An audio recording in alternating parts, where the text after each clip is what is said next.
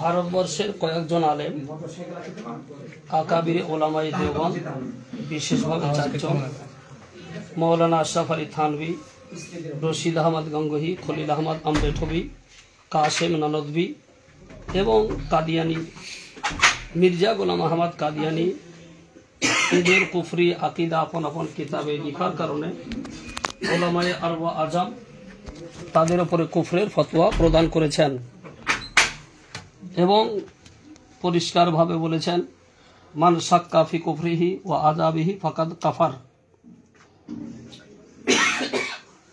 আলা হযরত রাহমাতুল্লাহি তাআলা আলাইহির এই ফতোয়া এবং ওলামায়ে আরব আজম আরবের 33 থেকে 35 জন মুফতির ফতোয়া, ভারতবর্ষের 268 জনের ফতোয়া, যেটা আস-সাওয়ারিমুল হিন্দিয়া নামে মুদ্রিত হয়েছে।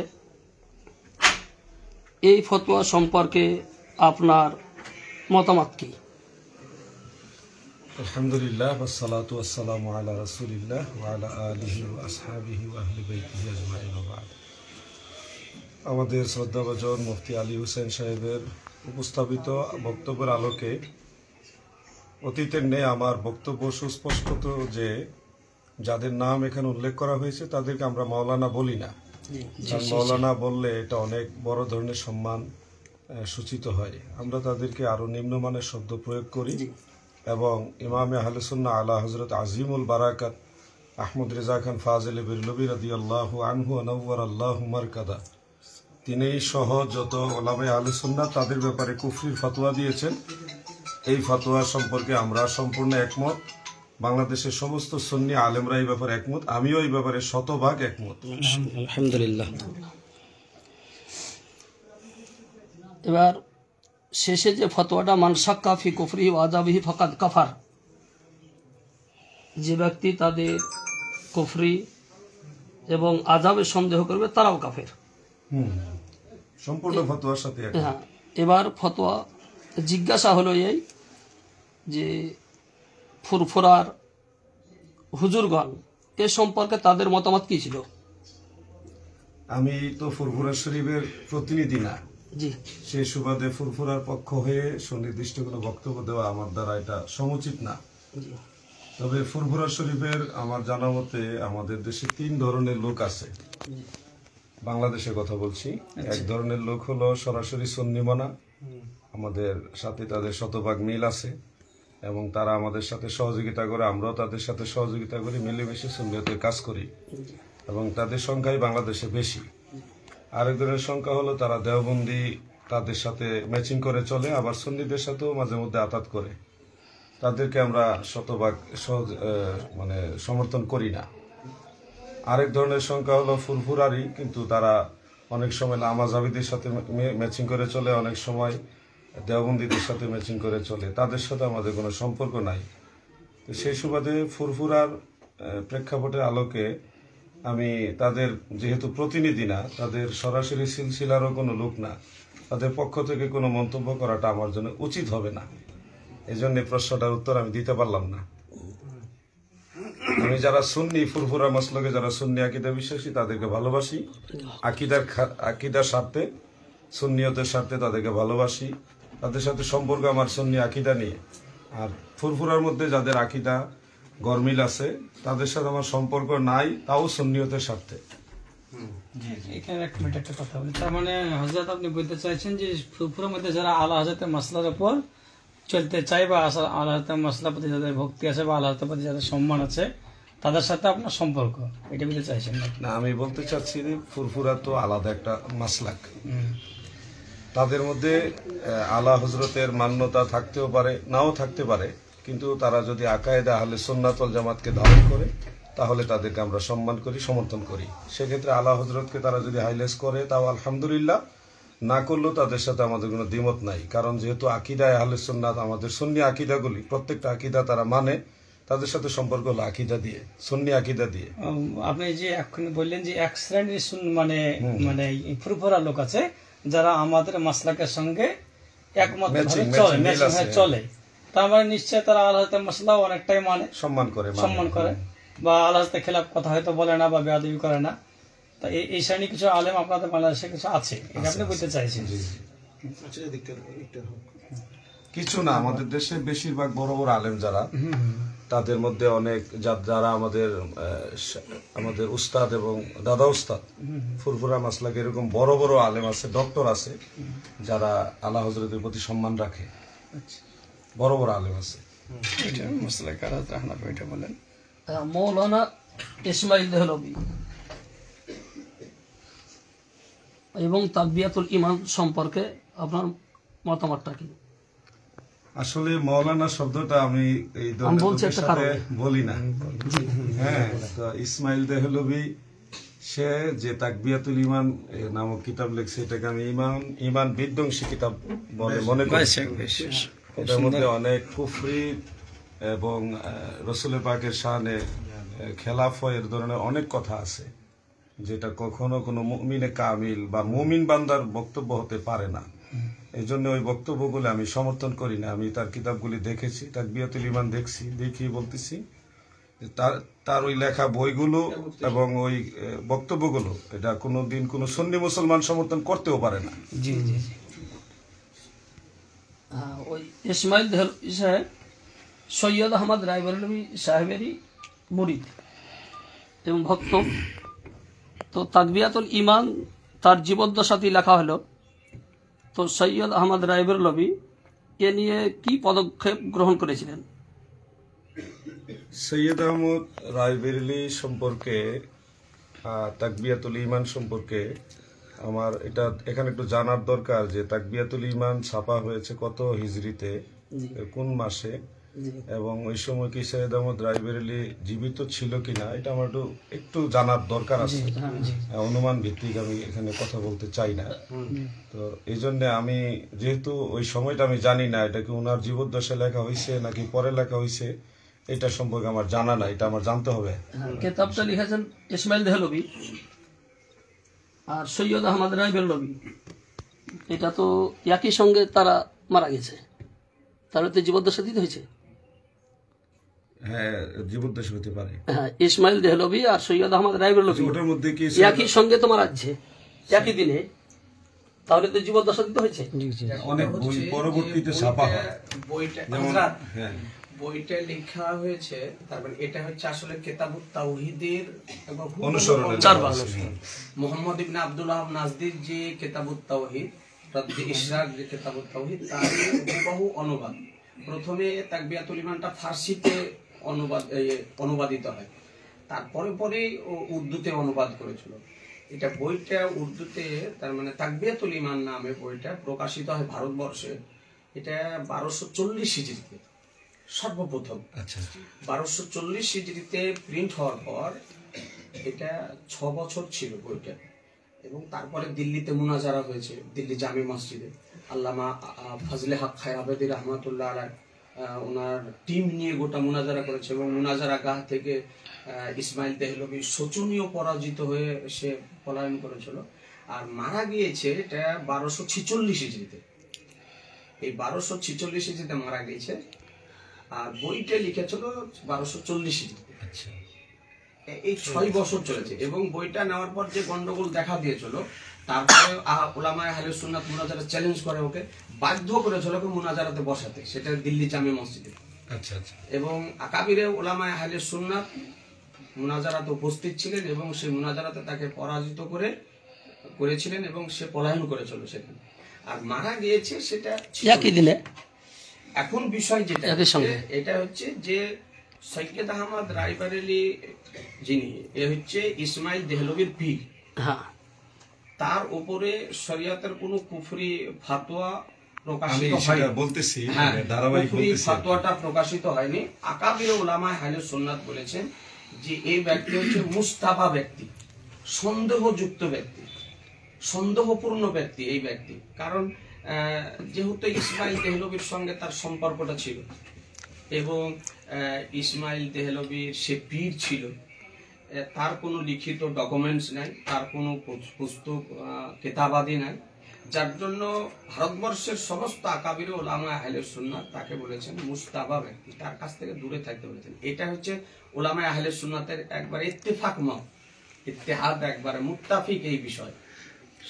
আচ্ছা, ওইটা আমি আর একটু বিষয়, যেহেতু ওনার দুইজন একই সাথে মারা গেছেন, জি আবার বইটা আগেই লেখা হওয়া এটা যৌক্তিক, জি মানে উনি তো সৈয়দ আহমদ শহীদ বেরলভীর জীবদ্দশায় বইটা লিখবেন, এটা যৌক্তিক, যেহেতু মারা যাওয়ার পরে তো আর বই লেখা হয় না। জি আমি বলতেছি যেটা এটা হলো প্রিন্ট হয়েছে অনেক বই, যেমন হাদিসের অনেক কিতাব আছে, মুসান্নাফ আব্দুর রাজ্জাক সহ অনেক কিতাবে আছে যেটা লেখা হয়েছে আগে প্রিন্ট হয়েছে পরে, এবং আলা হযরতের অনেক কিতাব আছে এখনো ছাপেনি। ওই ধরনের বিষয়টা আমার জানা নাই যে এটা কত হিজরিতে ছাপা হয়েছে। আমি এটা যেহেতু বিষয়টা আমার একটু তাহকিকের প্রয়োজন আছে, আর এসব বিষয় আমি গুরুত্ব একটু কম দিই, যার কারণে এটা নিয়ে আমি তাহকিক করি না। তার জীবদ্দশাতে ওই কিতাবের উপর আপত্তি উঠছে, পীরও আছেন, লেখকও আছেন, আমার মুরিদ বাহাসে যাবে, আপত্তি উঠছে, এ কথা নিয়ে তো পীরের কানেও যাবে। হ্যাঁ, বিষয়টা আমি তো বললাম এটা নিয়ে আমার তাহকিক নাই। হুজুরের কাছে মুফতি জুবাইর সাহেব হুজুরের কাছে এটা আমি শুনলাম, এবং এটা নিয়ে তাহকিকের প্রয়োজন আছে। আর একটা বই যদি একজন লেখে, ওই বইয়ে যদি সম্পাদনা বা বাণীর মধ্যে কারো কোনো মতামত থাকে, তখন তার উপর এটা দায়ভার বর্তায়, কিছুটা হলেও বর্তায়। আর এখানে যেহেতু অন্য বিষয়টা করো, ওটার উপর উনি দেখবেন, ওটা পরে উনি লাইভ করে বলে দিবেন, সুন্নি বা ওয়াহাবি ওটা যাচাই মাসলাক আলা হযরত হানাফি মাসলাক। মহিলাদের কবর জিয়ারত সম্পর্কে আলা হযরত রাহমাতুল্লাহি তাআলা আলাইহির যে ফতোয়া, সেটা হানাফি মাযহাবের ফতোয়া কিনা? হানাফি মাযহাবের আমার তাহকিকে যেটা পাইছি সেটা হলো যে ফুকাহে কেরামদের দুইটা ফতোয়া আছে।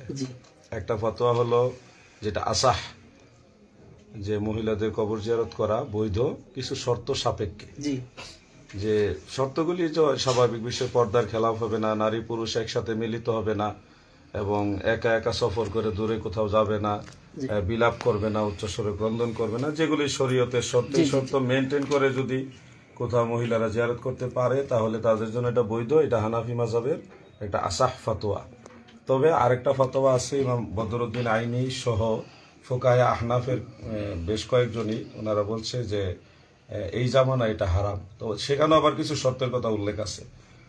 আলা হযরতের ফতোয়াটা হলো দ্বিতীয়, যে হানাফি মাযহাবেরই তো আলা হযরতের ফতোয়া হলো দ্বিতীয় যে মতটা, ওই মতের সাথে শতভাগ মিল, মানে হুবহু ম্যাচিং।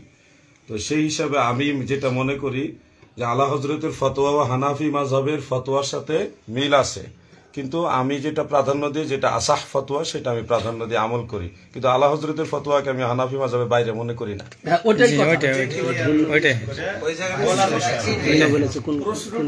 যেটা ভিন্ন, তার ফতোয়াটা হানাফি মাযহাবেরই ফতোয়া, কিন্তু হানাফ আইম্মাদের মধ্যে দুটো কাউল আছে।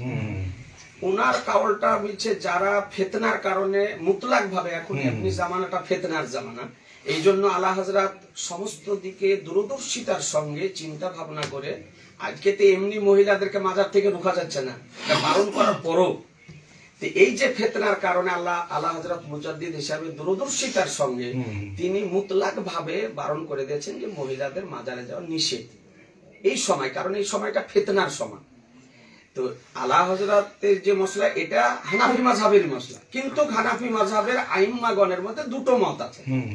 এক শ্রেণীর আইম্মা বলছেন যে পর্দা সহকারে যদি ফিতনার কারণ না থাকে তবে যেতে পারে। এক শ্রেণীর আইম্মায়ে আহনাফ বলেছেন যে ফিতনার কারণ থাকলে সেখানে তাদের যাওয়া নিষেধ। তো এখন সময়টা হচ্ছে ফিতনার সময়, দিন দিন এগিয়ে যাচ্ছে। তো এই আহনাফের যে মসলা, এই কাউলগুলোকে আলা হযরত নকল করে তিনি হানাফি মাযহাবেরই ফতোয়াটা দিয়েছেন। তার মানে ওনার ফতোয়াটা আলাদা নয়। না, আমি আলাদা কখনো বলিও না। এটাই আপনার একটা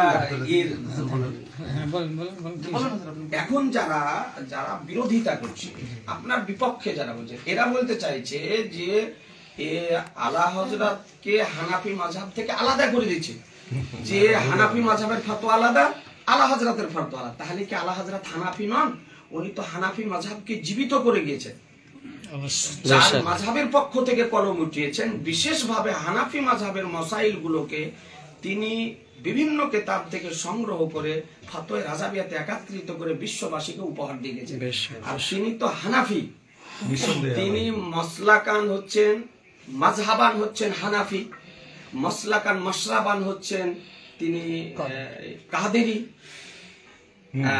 তো এখন যে আপত্তিটা উঠছে যে হানাফি মাযহাবকে আলা হযরতকে আলাদা করছে, এটা আপনারা এটা আমি সেটা আর একটু অজাহাত করি এই মর্মে যে আমি যদি আলা হযরতকে হানাফি মাযহাবের বাইরে বলতাম বা বাইরে জানতাম, তাহলে কখনোই আলা হযরতের মাসালা ফলো করার জন্য কাউকে বলতাম না। হ্যাঁ, আমি সবসময় বলছি, যদি আপনারা আলা হযরতের ফতোয়াকে যুগের তাড়নায় ফিতনার আশঙ্কায় ফলো করেন, তাহলে সেটা আপনাদের জন্য সঠিক। সবসময় এটা বলি। তা আমি সেখানে বলছি আমরা ফলো করি হানাফি মাযহাবের প্রাচীন ফুকাহে কেরামের ফতোয়া। আমার বক্তব্য ছিল এটা। তো ফুকাহে আহনাফ, বিশেষ করে ইমাম আজম আবু হানিফা, ইমাম মুহাম্মদ, ইমাম সারাকসি, তারপরে পরবর্তীতে ইমাম কারখি, আরো অনেক ইমামরা যারা হানাফি মাযহাবের ফাউন্ডার বা যারা খুঁটি, তো তাবাকাতে সিত্তার যারা বড় বড় মুজতাহিদ, তাদের ফতোয়া হলো ওয়াল আসাহু আন্নার রুখসাতা সাবিতাতুন লাহুন্না, যে মহিলাদের জন্য কবর জিয়ারতের বৈধতার রুখসত এটা দেওয়া আছে। এটাই হলো আসাহ। ফিকহি পরিভাষায় ফেকার মাসালা, যে মাসালার সাথে আসাহ শব্দটা থাকে, এই ফতোয়াটাই মানে উম্মতের জন্য পালনীয়, অনুসরণীয় বুঝায়। এটাই আমরা উসুলে ফেকার হিসেবে পড়ছিলাম, রসম মুফতি ফতোয়া শামির মুকদ্দমার মধ্যে আছে। কিন্তু সমস্ত ফুকাহে কেরামই কিন্তু ফিতনার কথাটা বলে গেছে, এবং ফতোয়ায়ে শামিতে এটাও আছে, যদি কোনো মাজারে বা কবরস্থানে ফিতনা দেখা দেয়, যেখানে পর্দার খেলাপ অথবা বিলাপ বা এই ধরনের কোনো ফিতনা দেখা দেয়, তখন আলেমদের করণীয় বা আমাদের মুমিন মুসলমানদের করণীয় হলো ওই ধরনের ফিতনা বা শরীয়ত বিরোধী কর্মগুলো করা, বিতাড়িত করা, এগুলোকে ওখান থেকে সরায় দেওয়া, দিয়ে জিয়ারতের উপযুক্ত পরিবেশ তৈরি করা। এটা হলো আমাদের দায়িত্ব এবং প্রত্যেক আলেমের জন্য এটাই কর্তব্য। তারপরে মূল জিয়ারত থেকে বিচ্ছিন্ন না হওয়া। তো আমরা দেখছি ভারতবর্ষে এবং আমাদের বাংলাদেশেও বেশ কিছু মাজার আছে যেখানে মহিলাদের পর্দা বা ওই ধরনের কোনো সুরক্ষা নাই।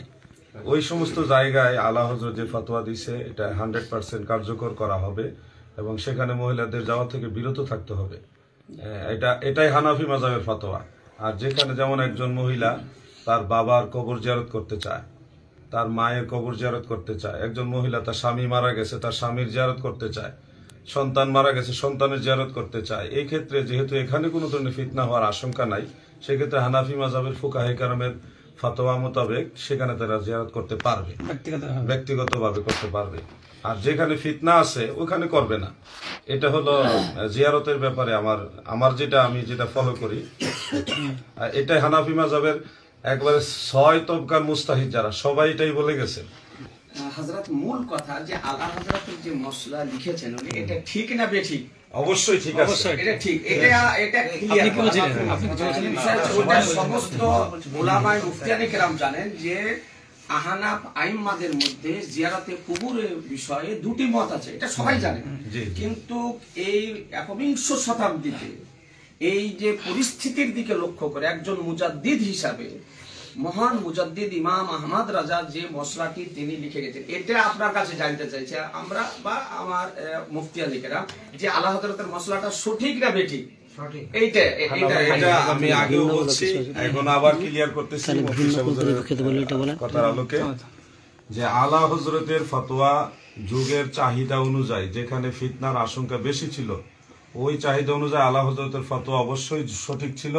এবং এখনো যদি ওই ধরনের পরিবেশ কোথাও দেখি আমরা, সেখানে আলা হযরতের ফতোয়াকে আমরা হানাফি মাযহাবের ফতোয়ার হিসেবে আমরা আমল করব, এটাই গ্রাহ্য করব। তবে সাথে সাথে আমাদের দায়িত্ব এই ধরনের ফিতনাকে দূর করে জিয়ারতের উপযুক্ত পরিবেশ তৈরি করে দেওয়া, এটা হলো আমাদের দায়িত্ব। লাস্ট একটা কথা আমি বলি, সেটা হচ্ছে এগুলা তো কবর জিয়ারত করা না করা এগুলা তো কোনো মৌলিক বিষয় না, যে ওইটা আমার আগে যাইতে চাইছি না। আমি বলতে চাইছি যে আলা হযরত ইমাম আহমদ জাখা আলাইহি রাহমাতুল্লাহ যে সমস্ত আকাবিরদের উপরে ওলামায়ে দেওবন্দ বা অন্যান্য যারা বাদমুজাব আছে তাদের উপরে, বিশেষ করে আমার আলা হযরত যাদের উপরে কুফরের ফতোয়া দিয়েছেন তাদের উপর আপনার আমার কুফরের ফতোয়া থেকে আপত্তি আছে? এটা তো আগেই বলে দিয়েছি। হ্যাঁ, এবার আরেকবার মানে অনেকে বুঝে তাই একটু ভালো ক্লিয়ার করে দিলাম। না, না, একবার যে clear ভাবে তো একদম বলছি। মানে আল্লাহ হাজাতের মানে ফতোয়ার উপরে এনার কোনো আপত্তি নাই, সঠিক ফতোয়া লিখেছেন, এটা ওনার বিশ্বাস এবং এটা বিশ্বাস করেন, এটা এই বলছেন। ফতোয়ার সাথে শতভাগ জি। একমত। আমি শুধু একা না, বাংলাদেশের সমস্ত সুন্নি আলেমরা আলা হযরতের ফতোয়ার উপরে শতভাগ একমত। এটা নিয়ে দ্বিমত কেউ করে নাই, আমিও অতীতে কোনোদিন করি নাই, জি জি। কেউ বলতে পারবে না। আর কারো কিছু বলার থাকলে বলতে হবে, সময় কম।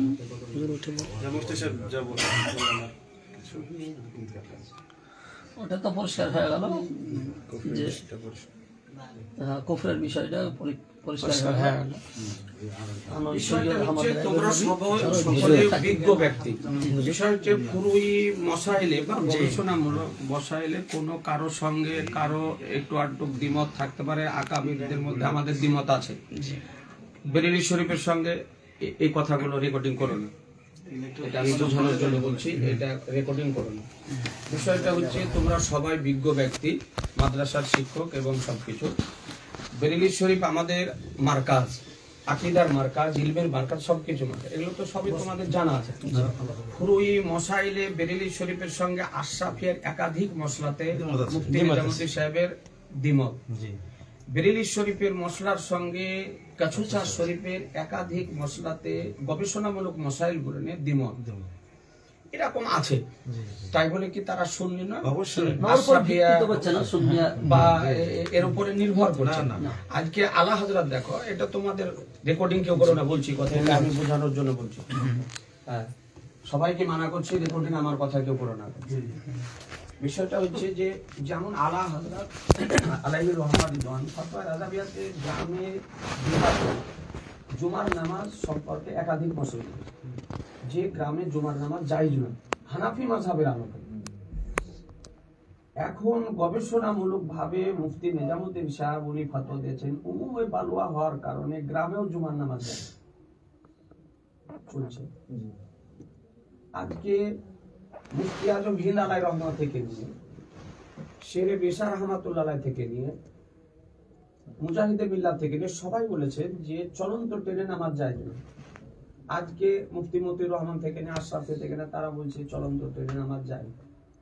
বেরেলী শরীফের এখনো ফতোয়া হচ্ছে যে মোবাইলের সংবাদে ঈদ বা রোজা করা জায়েজ নয়, অথচ আজ আশরাফিয়া তার পক্ষপাতে যে গোটা ভারতবর্ষে আশরাফিয়াতে চাঁদ দেখলে সেই চাঁদ দেখাতে ঈদ করতে পারবে বা রোজা রাখতে পারবে।